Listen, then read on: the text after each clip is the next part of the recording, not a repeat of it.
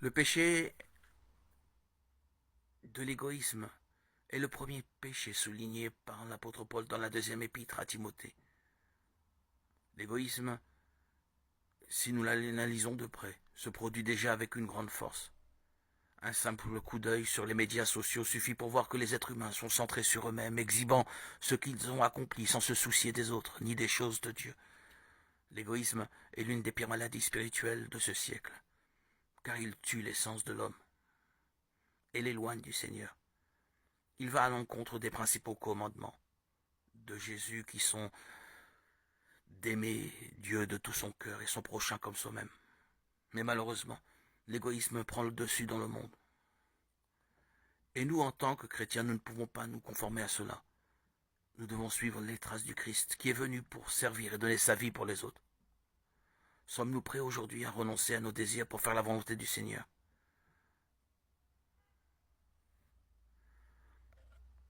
Le deuxième péché que nomme l'apôtre Paul dans la deuxième lettre à Timothée est l'avarice, qui n'est rien d'autre que l'amour de l'argent. L'apôtre Paul a dit: l'amour de l'argent est une racine de tous les maux, et quelques-uns, en étant possédés, se sont égarés loin de la foi et se sont jetés eux-mêmes dans bien des tourments. Avez-vous déjà pris le temps de réfléchir à la quantité de crimes commis dans le monde chaque jour à cause de l'argent? Il y a des fraudes, des vols, des homicides, des guerres, des familles sont détruites et des rêves sont interrompus à cause de l'amour de l'argent.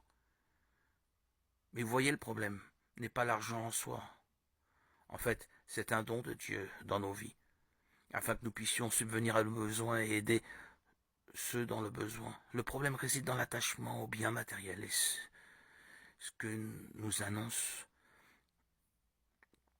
l'apôtre Paul dans la deuxième lettre à Timothée, c'est que beaucoup, parce qu'ils aimaient l'argent, ont été tourmentés par beaucoup de souffrances. Et c'est exactement ce qui se passe de nos jours.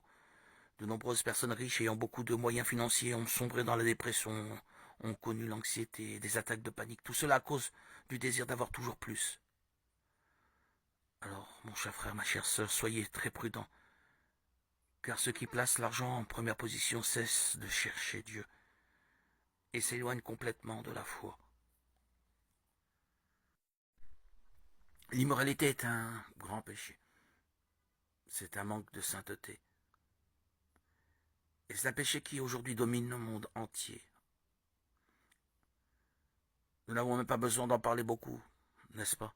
Juste un regard à la télévision, sur les réseaux sociaux, montre des scènes pleines de sensualité et de sexualité aujourd'hui. Il existe des applications qui rémunèrent les gens pour des photos et des vidéos sensuelles, et dans le désir de gagner plus.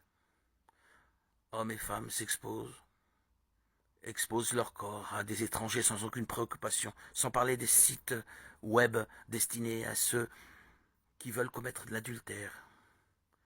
Et vous savez ce qu'il y a de pire dans tout cela? C'est que c'est considéré comme super normal. L'immoralité est une offense à Dieu, car le Seigneur est saint. Voyons ce que dit d'ailleurs la Bible. Fuyez l'impudicité. Quelque autre péché qu'un homme commette, ce péché est hors du corps. Mais celui qui se livre à l'impudicité pêche contre son propre corps. Ne savez-vous pas que votre corps est le temple du Saint-Esprit qui est en vous, que vous avez reçu de Dieu et que vous ne vous appartenez point à vous-même, car vous avez été rachetés à grand prix. Glorifiez donc Dieu dans votre corps et dans votre esprit, qui appartiennent à Dieu. Frères et sœurs, si nous voulons vivre avec le Christ et régner avec lui pour toujours, nous devons nous repentir de nos péchés et chercher une vie de sainteté. Par conséquent, fuyons l'immoralité et vivons pour la gloire de Dieu.